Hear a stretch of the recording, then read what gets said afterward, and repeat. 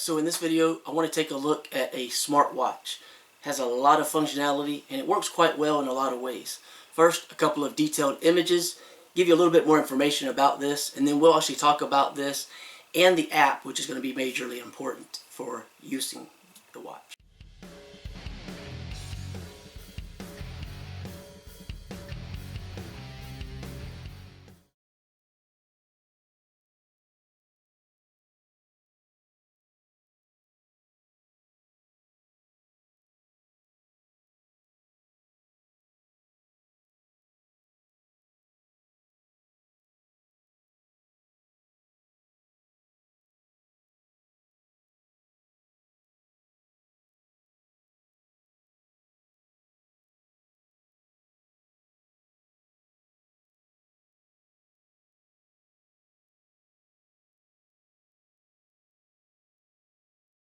Alright, so as stated, we're taking a look at a smartwatch. This is the outer packaging, a little information on the back.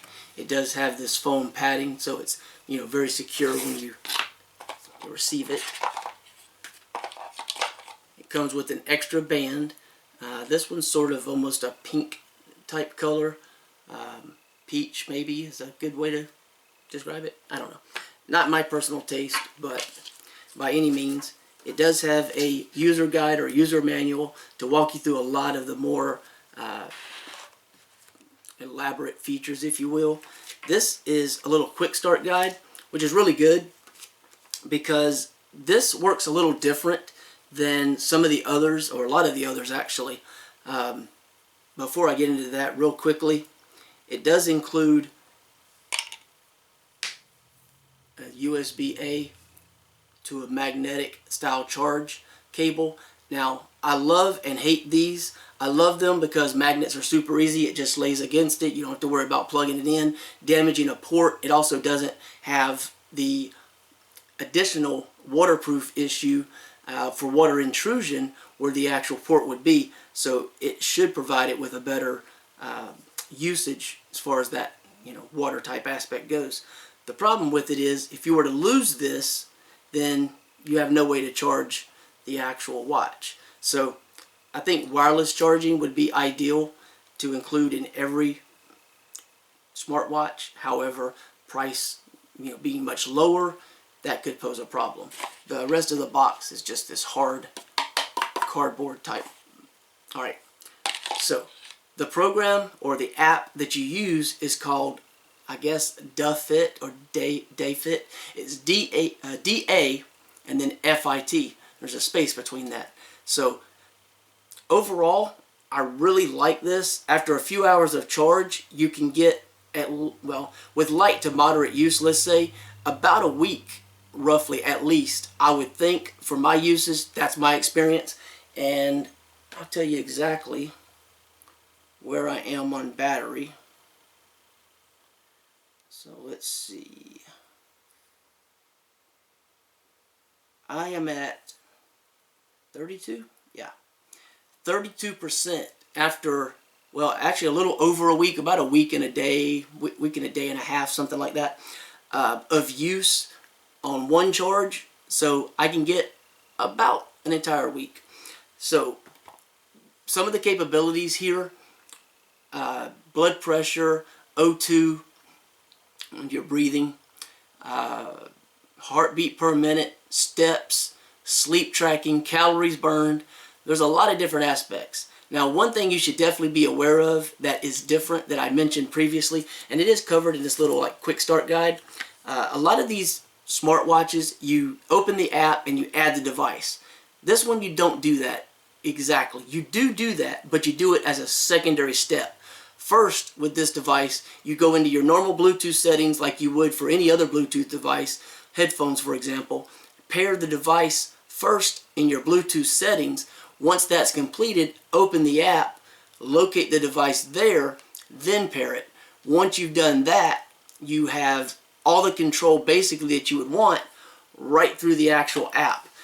You have sedentary reminder, so you can move around. You have a reminder for hydration so that you actually drink more often. It has a very comfortable band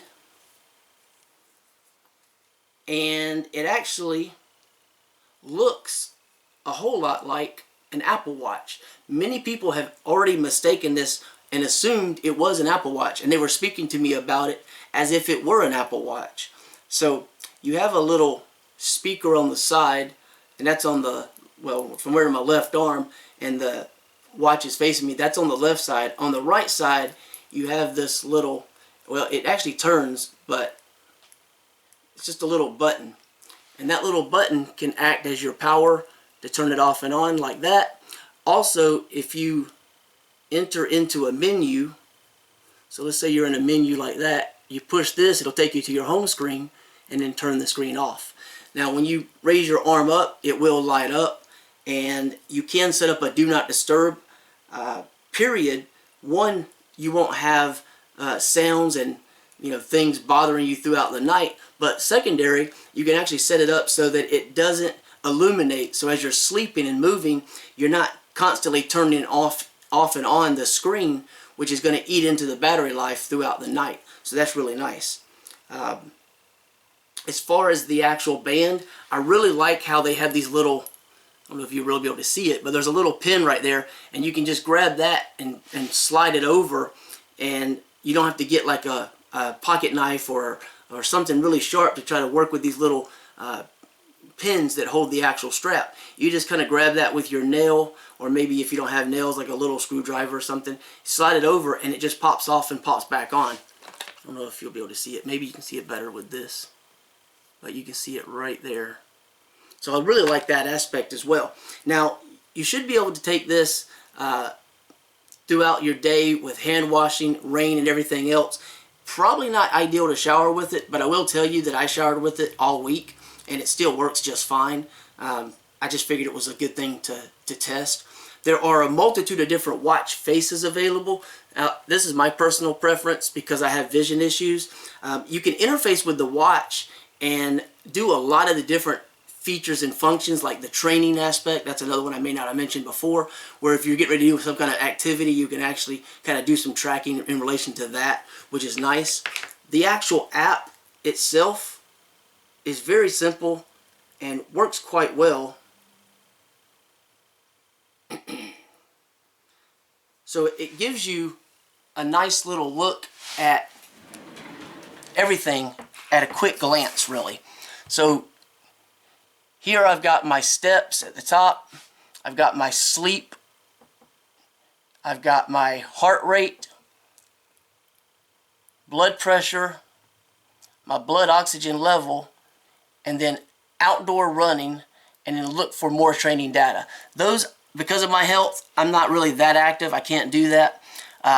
The blood oxygen level, it has varied for me between about 96 and 98 throughout 1 week of just charting it every day, so that I would make sure I had at least 7 days of legitimate data to pull from. So I'm happy with the blood oxygen.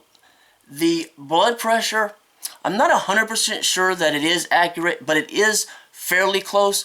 I've kind of been having a lot of blood pressure issues the last few months since I had some major health issues come up at the very end of March, and this seems to be just a little higher than that typically that I see. And because I take treatments on a routine basis, I get to see that pretty often. So I'm not 100% certain, excuse me, on the accuracy of the blood pressure. So I question that a little bit. On the heart rate, I have a pacemaker. It's set for about 70 beats. It's 71 beats per minute right now. Well, the last time I checked, I try to check it every morning, at least one time a day, just to make sure that I'm using it in a way that I think a lot of people might. And 71 is so close to 70, and there is some variation. However, it has dipped down as low as 56, and I kind of question that because I don't know that it's not possible that my heart would slow to that rate, but I don't feel like it's very likely because the pacemaker generally keeps it very consistent and there's not as much fluctuation. My favorite part of any smartwatch sleep or fitness type device is usually the sleep tracker. I sleep very little last night, 5 hours and 1 minute. I have a hard time with sleep, But this thing is very accurate about knowing when I go to bed and when I wake up. And when you click on each one of these, you can actually look at more detail. So every one of the different items that you can see has a sub menu of sorts, giving you a lot more information and specific, potentially useful information. I can see what time I went to bed, what time I woke up, restful, light, and REM type sleep. For example, I have a sleep score, which is very low, very poor, but you can also see variations in the little chart. You can also look at days, weeks, and month even. But each one of these is like that step counter. You can see, I think that the step counter is way overly sensitive because I do not do a whole lot of moving, but it picks up a lot of steps. So I can't say that it's really super accurate on that. I do kind of question that a little bit. One thing I really love about this is the notification aspect. So the notifications on most that I've had are pretty good, but some hit and miss. And I think I've mentioned that in other videos because I want to get every notification possible. And even when my phone's doing some kind of silent notification, like updating the SIM data, network tower data, or something services, any of those little background tasks, even those little tasks show up on the watch. So I get a notification about pretty much everything. And I really like that because it lets me know if I need to pick up my phone and address the situation or not. Now, for me with my vision issues, that screen, for the most part, it's not too difficult to see, but it's a little bit difficult to see some. So I usually, as stated earlier, interface mostly with the app. So you've got watch faces, and there are a lot to choose from. There's just a few. And you have notifications. The notifications, there are quite a lot, but the best part is other at the bottom. So if you click on other, you can see the little, I didn't touch it quite right, but you can see the little indicator right there. If I touch it again, it's turned on. That's what I think really makes this app and this smartwatch a little better than a lot of the other ones because I have so much more by way of notification. You also have alarms you can set up. You can actually set up, I believe it's like 8, but you can set up a few favorite contacts. And then in addition, you have find the device. You can set up the time measurements, a do not disturb, remind to move. You can set up the heart rate detection so that it's constant all the time, or just have it on demand, which is what I do. You can do on demand from both the app and the watch for the different features that it allows for. But again, for me, so much easier to just use the actual phone. You can set up the quick view, which is like when you look at the watch, move your arm and set that up very easily through the app. So I think it's really easy to use, mainly because of the app. The app is a big part of the experience for a lot of people. So that's really good that it actually works quite well. Excuse me. You can also utilize the actual watch for a remote shutter button for your phone camera if you desire to do so. I have the Note 9, so I can use the stylus to take photos if I wanted to. So not as relevant or important to me, but it could be to other people. Now when you first set this up, you get choices of setting up a profile with your height and your weight and different things. You can set your goal for the number of steps per day that you want to take. I set mine as low as, I think the lowest possible was 4,000, so I set it at 4,000. You also have this background operation protection guide, and that will walk you through making sure you have the app running so that you can keep it running all the time so that you can get the most use out of it. So that's actually kind of cool. If I go back to the main screen, you can actually see the date today and the date, so that's pretty cool. But overall, I mean, that's pretty much it. Let's take a real quick look at the actual watch itself. So you can see pretty much everything on the front. I can see the battery, the date, the time, calorie, steps, I believe the distance covered. There's a lot of things on this particular watch face. So if you pull down, you've got your settings menu. You can adjust brightness and just different aspects of the phone. You can look at the weather, you know, right here. If I want to back out, I hit there. And there again, this button on the side backs that out. If I swipe from the bottom, I can look at some recent notifications. If I swipe from the right-hand side, you can see turn on. That deals with the phone. I don't want the speaker and the phone taken over by the watch personally, even though some people like that, I don't. And if I swipe from the left, accidentally bumped it. If I swipe from the left, I can see all the different apps that are available.